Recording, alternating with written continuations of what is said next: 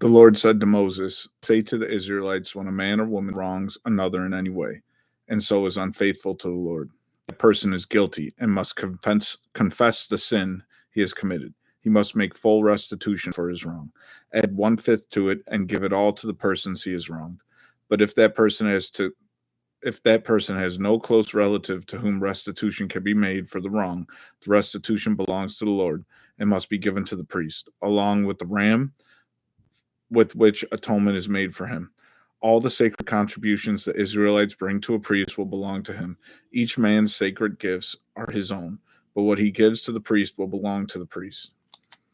In all cases of illegal possession of an ox, a donkey, a sheep, a garment, or any other lost property about which somebody says, this is mine, both parties are to bring their cases before the judges. The one whom the judges declare guilty must pay back double to his neighbor. If a man gives his neighbor silver or goods of safekeeping, and they are stolen from his neighbor's house, the thief, if he is caught, must pay back double. But if the thief is not found, the owner of the house must appear before the judges to determine whether he has laid his hands on the other man's property. If a man gives a donkey, an ox, a sheep, or any other animal to his neighbor for safekeeping, and it dies or is injured or is taken away while no one is looking, the issue between them will be settled by the taking of an oath before the Lord that the neighbor did not lay hands on the other person's property. The owner is to accept this, and no restitution is required. But if the animal was stolen from the neighbor, he must make restitution to the owner.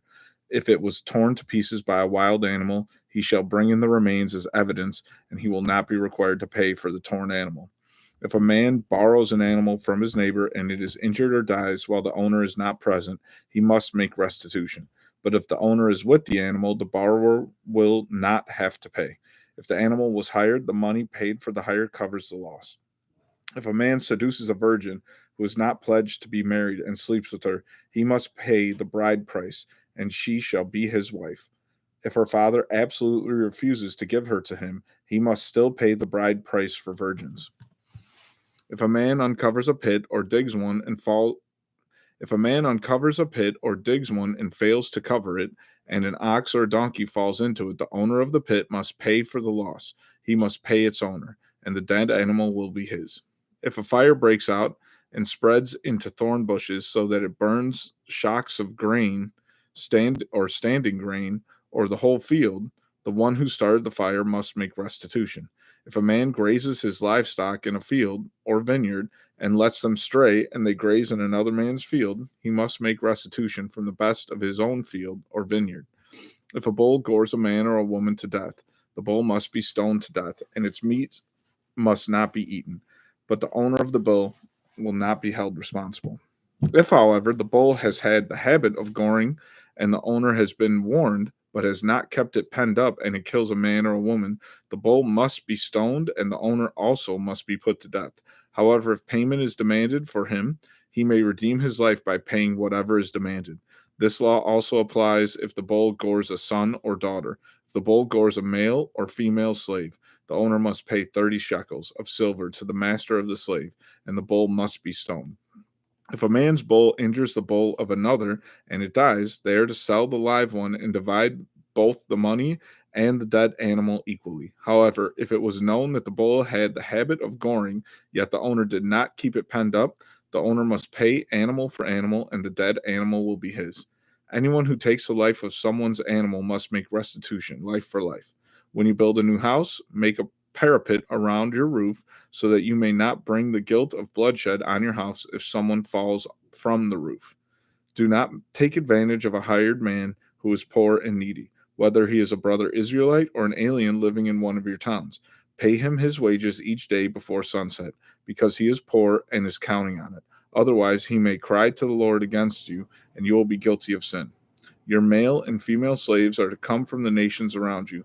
From them, you may buy slaves. You may also buy some of the temporary residents living among you and members of their clans born in your country, and they will become your property. You can will them to your children as inherited property, and you can make them slaves for life, but you must not rule over your fellow Israelites ruthlessly. If a slave has taken refuge with you, do not hand him over to his master. Let him live among you wherever he likes and whatever town he chooses. Do not oppress him.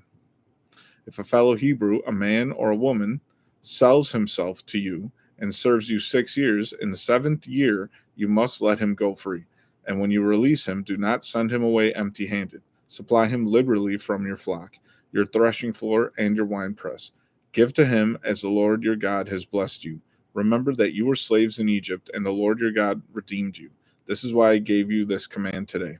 But if your servant says to you, I do not want to leave you, because he loves you and your family and is well off with you, then take an awl and push it through his earlobe into the door, and he will become your servant for life.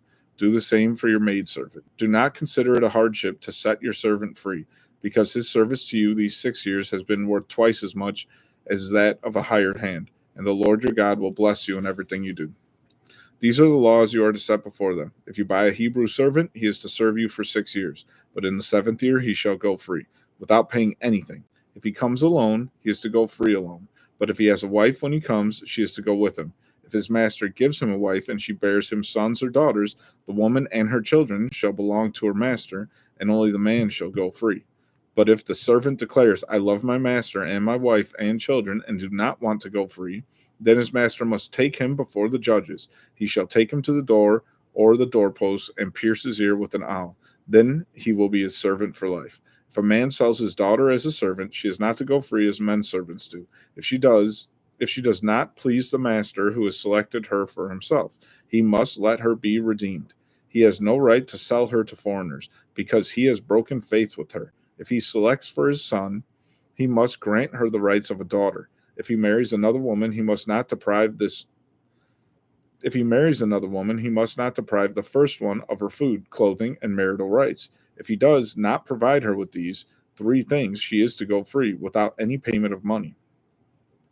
Do not charge your brother interest, whether on money or food or anything else that may earn interest. You may charge a foreigner interest, but not a brother Israelite, so that the Lord your God may bless you in everything you put your hand to in the land you are entering to possess. If you lend money to one of my people among you who is needy, do not be like a moneylender, charge him no interest. If you lend money to one of my people among you who is needy, do not be like a moneylender, charge him no interest. If you take your neighbor's cloak as a pledge, return it to him by sunset, because his cloak is the only covering he has for his body. What else will he sleep in? When he cries out to me, I will hear, for I am compassionate. Do not take a pair of millstones, not even the upper one, as a security for a debt, because that would be taking a man's livelihood as security. When you make a loan of any kind to your neighbor, do not go into his house to get what he is offering as a pledge. Stay outside and let the man to whom you are making the loan bring the pledge out to you. At the end of every 7 years, you must cancel debts. This is how it is to be done. Every creditor shall cancel a loan he has made to his fellow Israelite. He shall not require a payment from his fellow Israelite or brother, because the Lord's time for canceling debts has been proclaimed. You may require payment from a foreigner, but you must cancel any debt your brother owes you. However, there should be no poor among you. For in the land the Lord your God is giving you to possess as your inheritance, he will richly bless you, if only you fully obey the Lord your God and are careful to follow all the commands I am giving you today. For the Lord your God will bless you as he has promised, and you will lend to many nations, but will borrow from none. You will rule over many nations, but none will rule over you. If there is a poor man among your brothers in any of the towns of the land that the Lord your God is giving you, do not be hard-hearted or tight-fisted towards your poor brother. Rather, be open-handed and freely lend him whatever he needs. Be careful not to harbor this wicked thought. The seventh year, the year for canceling debt, is near, so that you do not show ill will towards your needy brother and give him nothing. He may then appeal to the Lord against you, and you will be found guilty of sin. Give generously to him, and do so without a grudging heart. Then because of this, the Lord your God will bless you in all your work and in everything you put your hand to. There will always be poor people in the land. Therefore, I command you to be open-handed toward your brothers and toward the poor and the needy in your land. Do not swear falsely by my name, and so profane the name of your God. I am the Lord. Moses said to the heads of the tribes of Israel, this is what the Lord commands. When a man makes a vow to the Lord or takes an oath to obligate himself by a pledge, he must not break his word, but must do everything he said. When a young woman still living in her father's house makes a vow to the Lord or obligates herself by a pledge, and her father hears about her vow or pledge, but says nothing to her, then all her vows and every pledge by which she obligated herself will stand. But if her father forbids her when he hears about it, none of her vows or the pledges by which she obligated herself will stand. The Lord will release her because her father has forbidden her. If she marries after she makes a vow, or after her lips utter a rash promise by which she obligates herself, and her husband hears about it but says nothing to her, then her vows or the pledges by which she obligated herself will stand. But if her husband forbids her when he hears about it, he nullifies the vow that obligates her, or the rash promise by which she obligated herself, and the Lord will release her.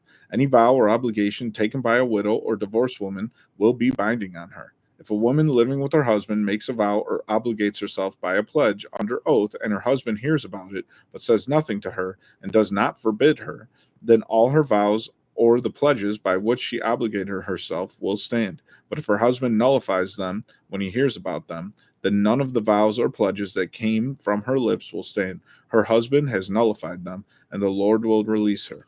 Her husband may confirm or nullify any vow she makes or any sworn pledge to deny herself. But if her husband says nothing to her about it from day to day, then he confirms all her vows or pledges. Then he confirms all her vows or the pledges binding on her. He confirms them by saying nothing to her when he hears about them. If, however, he nullifies them sometime after he hears about them, then he is responsible for her guilt. These are the regulations of the Lord. These are the regulations the Lord gave Moses concerning relationships between a man and his wife and between a father and his young daughter still living in his house. Do not steal. Do not lie. Do not deceive one another. Do not use dishonest standards when measuring length, weight, or quantity. Use honest scales and honest weights, an honest ephah, an honest hin. I am the Lord your God, who brought you out of Egypt. Keep all my decrees and all my laws and follow them. I am the Lord. Do not have two differing weights. Do not have two differing weights in your bag, one heavy, one light. Do not have two differing measures in your house, one large, one small. You must have accurate and honest weights and measures, so that you may live long in the land the Lord your God is giving you. For the Lord your God detests anyone who does these things, anyone who deals dishonestly.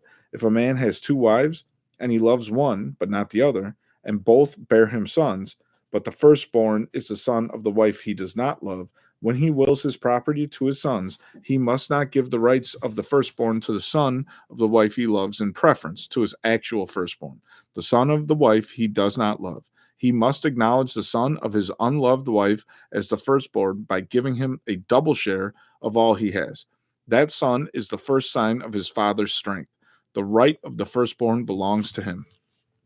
If brothers are living together and one of them dies without a son, his widow must not marry outside the family. Her husband's brother shall take her and marry her and fulfill the duty of a brother in law to her. The first son she bears shall carry on the name of the dead brother, so that his name will not be blotted out from Israel. However, if a man does not want to marry his brother's wife, she shall go to the elders at the town gate and say, My husband's brother refuses to carry on his brother's name in Israel. He will not fulfill the duty of a brother-in-law to me. Then the elders of his town shall summon him and talk to him. If he persists in saying, I do not want to marry her, his brother's widow shall go up to him in the presence of the elders, take off one of his sandals, spit in his face, and say, This is what is done to the man who will not build up his brother's family line. That man's line shall be known in Israel as the family of the unsandaled. The daughters of Zelophehad, son of Hephner, the son of Gilead, the son of Machir, the son of Manasseh, belonged to the clans of Manasseh, son of Joseph. The names of the daughters were Mahala, Noah, Hagla, Milcah, and Tisra. They approached the entrance to the tent of meeting and stood before Moses, Eleazar the priest, the leaders, and the whole assembly, and said, Our father died in the desert. He was not among Korah's followers. Who banded together against the Lord, but he died for his own sin and left no sons. Why should our father's name disappear from his clan because he had no son? Give us property among our father's relatives. So Moses brought their case before the Lord, and the Lord said to him, What Zelophehad's daughters are saying is right. You must certainly give them property as an inheritance among their father's relatives and turn their father's inheritance over to them.